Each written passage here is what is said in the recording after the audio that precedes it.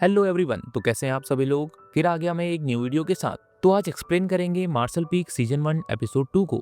तो जैसा कि लास्ट एपिसोड में हमने देखा, यानकाई को सेक्ट से निकाला जा रहा था, पर यानकाई कुछ शर्तों के साथ सेक्ट में अगले 3 सालों के लिए रुक गया था। साथ ही हमने देखा यानकाई जाओ डिंगजुन नाम के लड़के से भी फाइट करता है और बुरी तरह घायल होकर हार जाता है।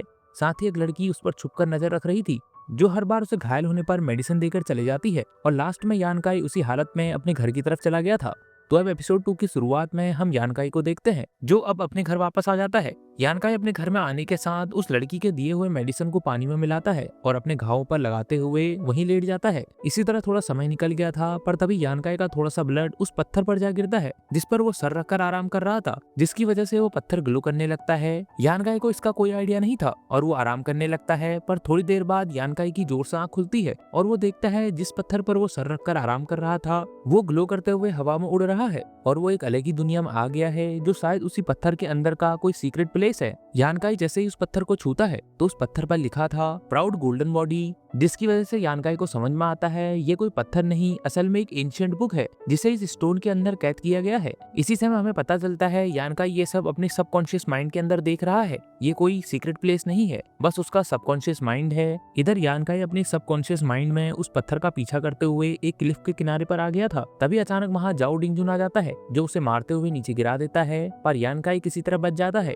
जाओ डिंगजुन यानकाई के हाथ को दबाते हुए कहता है अगर यानकाई उससे माफी मांगे और हमेशा के लिए उसका सर्वेंट बनकर रहे तो वो उसे आज बचा लेगा। यानकाई इसके लिए साफ मना कर देता है, तो जाओ डिंगजुन भी उसे नीचे गिरा देता है। यानकाई नीचे एक तालाब में गिरने लगता है, जहाँ कुछ जंजीरें उसे पकड़ने की कोशिश करती हैं, पर यानकाई के ब्लड से टच होने से वो चेन्स एक झटके में ही टूट जाती हैं और यानकाई किसी तरह से बाहर आ जाता है। तभी वो देखता है एक गोल्डन स्केलेटन जंजीरों में जकड़ा हुआ बाहर आता है। यानकाई ये सब देखकर पूछता है आखिर ये सब क्या हो रहा है। तभी वो गोल्डन स्केलेटन उसे बताता है ये यानकाई का सी ऑफ कॉन्शियसनेस है। साथ ही वो बताता है वो उस पत्थर के अंदर हजारों सालों से कैद है, पर आज वो यानकाई की हेल्प से आजाद हो जाएगा और वो यानकाई की बॉडी में अपनी सोल को ट्रांसफर करने लगता है, जिससे चाहकर भी यानकाई खुद को नहीं छुड़ा पा रहा था। ये सब देखकर यानकाई को लगता है यही उसका एंड है।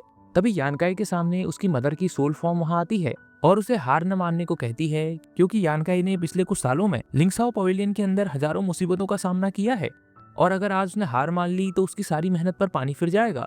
इसके साथ ही यानकाई अब उस गोल्डन स्केलेटन को ही पकड़ लेता है और सिर्फ अपनी विल पावर के दम पर उसे अपनी बॉडी में एब्जॉर्ब कर लेता है।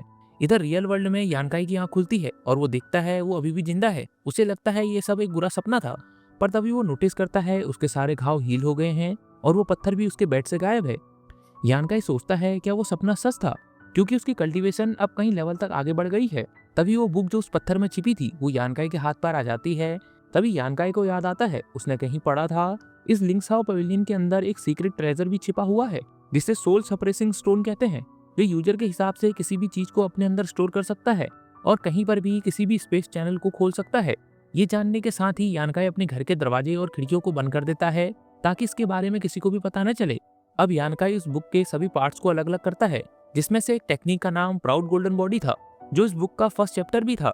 यानकाई नोटिस करता है अभी भी इस बुक का सिर्फ बॉडी टेम्परिंग लेवल वाला टेक्निक अनलॉक हुआ है, मतलब उसके लेवल बढ़ने के साथ इस बुक के नए चैप्टर भी अनलॉक होते जाएंगे। इधर यानकाई इस टेक्निक को कल्टीवेट करना चाहता था। अब सीन मॉर्निंग में आता है, जहां यानकाई नियम के हिसाब से सनराइज के आधे घंटे बाद प्रैक्टिस करता है।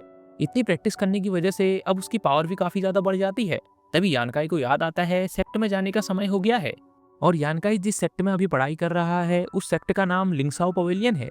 जिसके साथ ही हमारा एपिसोड 2 भी यहीं पर खत्म हो जाता है। उम्मीद है आपको एक्सप्लेनेशन पसंद आई होगी, तो मिलते हैं नेक्स्ट वीडियो में। तब तक के लिए goodbye and take care.